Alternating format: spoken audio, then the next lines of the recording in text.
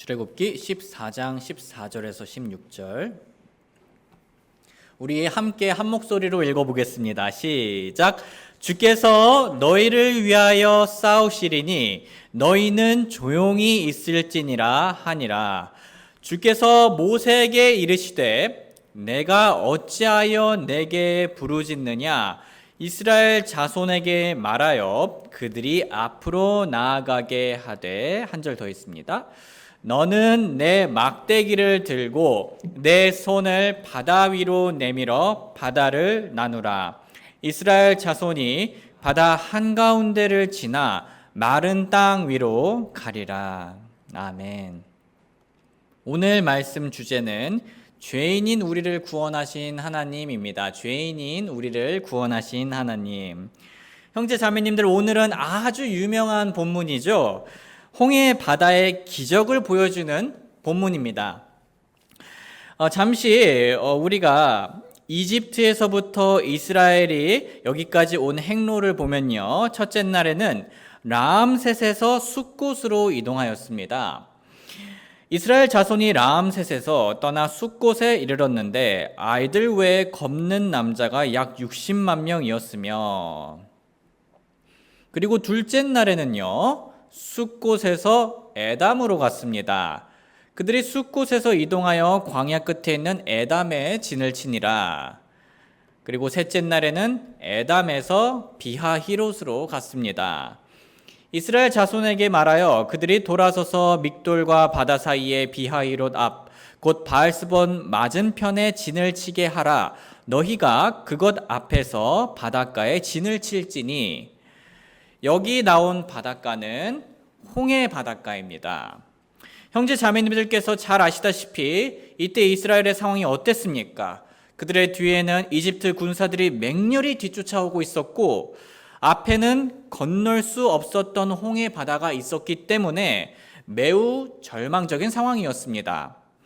하지만 하나님께서는요, 홍해 바다를 갈라주셨고 이스라엘 백성들은 하룻밤 사이에 홍해 바다를 건널 수 있게 되었습니다. 한번 같이 읽어볼까요? 시작. 모세가 바다 위로 자기 손을 내밀매 주께서 강한 동풍으로 밤새도록 바다를 뒤로 물러가게 하시고 바다를 마른 땅이 되게 하시며 물들을 나누시니. 형제 자매님들, 참고로 성경에서 홍해의 이름이 나오긴 하지만 당시 홍해의 위치가 정확히 어디인가, 당시 이스라엘 백성들이 홍해를 건넜다고 하는데 이스라엘 백성이 건넜던 그 바닷가는 어디인가에 대해선 여전히 논쟁이 되고 있습니다. 성경학자들 사이에서 이스라엘이 건넜던 홍해의 후보지가 여러 개 있습니다. 제가 조사하면서 알 수 있었던 후보지들만 해도 여기 화면에 나온 세 곳들을 포함하여 8개 정도가 됩니다. 꽤 많죠? 각각의 후보를 주장하는 학자들의 이야기를 들어보면요, 다 지형적으로, 언어적으로, 시간적으로 나름의 이유가 있습니다. 하지만 제가 알아본 후보지들과 후보지들의 타당한 정도들을요, 다 정리하고 지금 이 자리에서 하나씩 모두 설명하는 것은 시간상 어려울 것으로 보이고 오늘 설교의 목적에 맞지 않았다고 이제 판단했습니다. 그래서 제가 생각하기에, 이렇게 조사하면서요, 제가 생각하기에 그래도 가장 그럴듯한 경로만 얘기하자면 홍해의 북서쪽 가진 수에즈만의 윗부분입니다. 물론 이 예상 경로도 몇 가지 의문점을 가지고 있긴 합니다. 형제 자매님들, 우리는 여러 가지 근거들을 바탕으로 가능성 높은 홍해의 위치들에 대해서 예상은 할 수 있지만 오늘날 그곳이 어디인지 명확하게 확실히 알 수는 없습니다. 그래서 이렇게 학자들이 100% 장담을 하지를 못하고 있는 상황이에요. 그러니까 여리고성하고는 좀 다른 경우인 거죠. 하지만 그렇게 불분명한 홍해의 위치와는 다르게 우리가 오늘 본문을 통해 확실히 알 수 있는 사실이 있습니다. 그것은 바로 이스라엘 백성들이 하나님의 도우심으로 이집트를 피해 무사히 그 홍해를 건넜다는 겁니다. 이것이 본문의 핵심입니다. 우리는 부수적인 논쟁거리들로 인해 성경 본문이 강조하는 이 핵심에서 벗어나면 안 됩니다. 한 성경학자는 말했습니다. 많은 성경 전문가들은 홍해의 기적이 어디에서 어떻게 일어났는지를 추측하는 것이 중요한 점을 놓치게 만든다고 말합니다. 중요한 것은 누가 홍해의 기적을 일으켰느냐입니다. 그 기적이 어디서 어떻게 일어났든 바다를 통해 탈출로를 만들어 이스라엘 사람들을 구원하신 분은 하나님이십니다. 그리고 그분께서는 계속 추격했던 병사들을 바다에 잠기게 하여 이집트인들의 위협을 종식시켰습니다. 소중한 형제 자매님들, 오늘 본문의 핵심은 하나님께서 홍해의 기적을 통해 이스라엘 백성들을 구원하신 겁니다. 그리고 이 핵심은 오늘날 우리 그리스도인이 받은 구원을 잘 표현해주는 모형이 되어줍니다. 그렇다면 홍해의 기적은 구체적으로 우리가 받은 구원의 어떤 면을 잘 표현해주고 있을까요? 먼저 홍해 기적은 우리가 은혜로 구원받았음을 잘 보여줍니다. 우리가 은혜로 구원받았음을 잘 보여줍니다. 한번 같이 읽어보겠습니다. 시작. 모세가 백성에게 이르되 너희는 두려워하지 말고 가만히 서서 오늘 주께서 너희에게 보여주실 그분의 구원을 보라. 다시는 너희가 오늘 본 이집트 사람들을 영원히 또 보지 아니하리라. 주께서 너희를 위하여 싸우시리니 너희는 조용히 있을지니라 하니라. 이 구절은 은혜의 의미를 매우 투명하게 잘 보여줍니다. 구원은 은혜로 받는 겁니다. 구원은 우리가 행해서 얻는 것이 아닙니다. 구원은 하나님께서 행하시는 겁니다. 예를 들면 이스라엘 백성들은 결코 홍해를 자기들의 능력으로 가를 수 없었습니다. 사실 세상 모든 사람들도 그런 건 할 수가 없었죠. 불가능했습니다. 오직 하나님께서 홍해를 가리심으로써 이스라엘 백성들이 구원받을 수 있었습니다. 그들은 그저 말씀대로 가만히 서서 그들을 위해 싸우시는 하나님을 조용히 바라볼 뿐이었습니다. 우리의 구원도 마찬가지입니다. 우리는 결코 스스로를 구원할 능력이 없습니다. 불가능합니다. 그런데 하나님께서 예수님을 내어주심으로써 우리들이 구원받을 수 있게 되었습니다.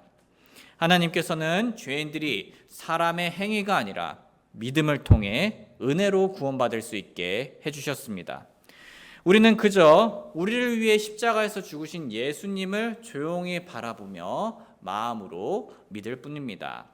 성경은 말합니다.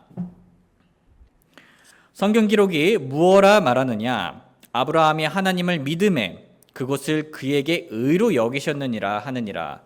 이제 일하는 자는 품삯을 은혜로 여기지 아니하고 빚으로 여기거니와 일을 하지 아니할지라도 경건치 아니한 자를 의롭다 하시는 일을 믿는 자에게는 그의 믿음을 의로 여기시느니라. 이것은 또한 다윗이 행위가 없어도 하나님께서 의를 인정하시는 사람의 복된 일을 묘사하여 이르되 자기 불법들을 용서받고 자기 죄들이 가려진 자들은 복이 있으며 주께서 죄를 인정하지 아니하실 사람은 복이 있도다 함과 같으니라. 우리는 은혜로 구원받아 죄를 용서받은 자들입니다. 그 말은 즉 우리의 행위가 들어간 것이 아니라 우리의 자랑할 것이 들어간 것이 아니라 오직 하나님의 은혜로 의롭게 여김을 받게 되었다는 것입니다. 그런데 성도님들, 홍해의 기적은요, 우리가 은혜로 구원받은 것만을 보여주지 않습니다. 홍해의 기적은 우리가 은혜로 구원받았을 때 우리가 사망에서 생명으로 옮겨진 것을 잘 표현해 줍니다.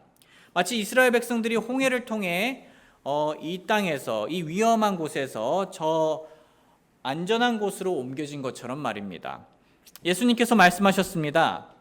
한번 같이 읽어볼까요? 시작. 진실로 진실로 내가 너희에게 이르노니 내 말을 듣고 또 나를 보내신 분을 믿는 자는 영존하는 생명이 있고 또 정죄에 이르지 아니하리니 사망에서 생명으로 옮겨졌느니라. 우리가 예수님을 믿었을 때 우리는 사망으로부터 구원받아 영원한 생명을 가지게 되었습니다. 소중한 형제 자매님들, 이 말씀처럼 우리가 사망에서 생명으로 옮겨졌다는 사실은 우리가 선한 일을 할 때, 착한 일을 할 때, 좋은 일을 할 때, 의로운 일을 할 때 우리의 동기에 아주 큰 영향을 끼칩니다. 왜냐하면 이 사실은요, 우리가 선한 일을 할 때 선한 일을 하는 우리의 동기를 구원을 받기 위해서가 아니라 구원을 이미 받아서로 만들기 때문입니다. 무슨 말이냐면요, 한 미국 목사님이 이 부분에 대해서 다음과 같이 잘 설명해 주었는데요. 한번 제가 읽어보도록 하겠습니다. 여러분이 어떻게 하나님만을 사랑할 수 있을까요? 만약 여러분이 여러분의 선한 일로 인해 구원을 받는다고 가정한다면 사실상 여러분이 선한 일을 하는 이유는 하나님을 위해서가 아니라 여러분 자신을 위해서 하는 겁니다. 여러분을 천국에 보내기 위해서요. 여러분이 오직 하나님만을 섬길 수 있는 유일한 방법은 여러분이 깨닫는 겁니다. 난 이미 구원을 받았어. 난 예수 그리스도 안에서 구원을 받았어.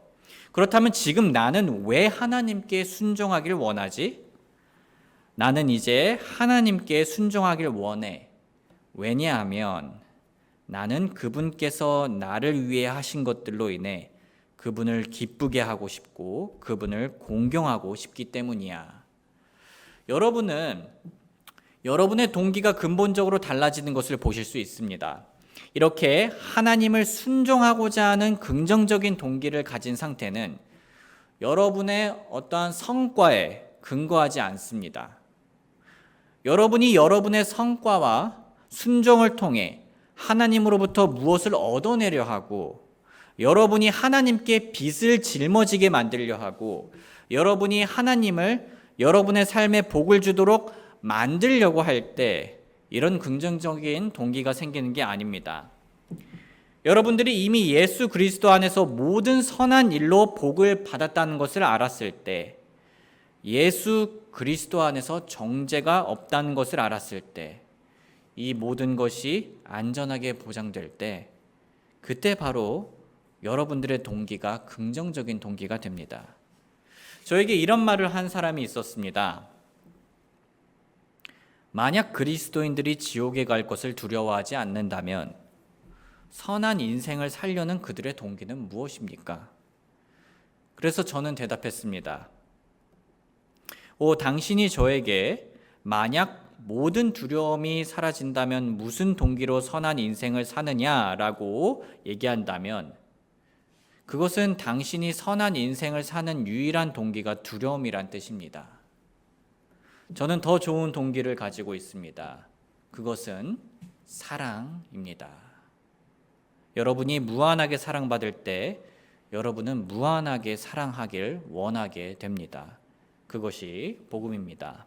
사랑하는 형제 자매님들, 왜 우리는 평소에 하나님의 말씀에 따라 학교에서 친구와 선생님들에게 친절하게 대하려 하고 교회 식구들을 위로하려 하고 자녀들을 용서하려 하고 배우자를 사랑하려 합니까?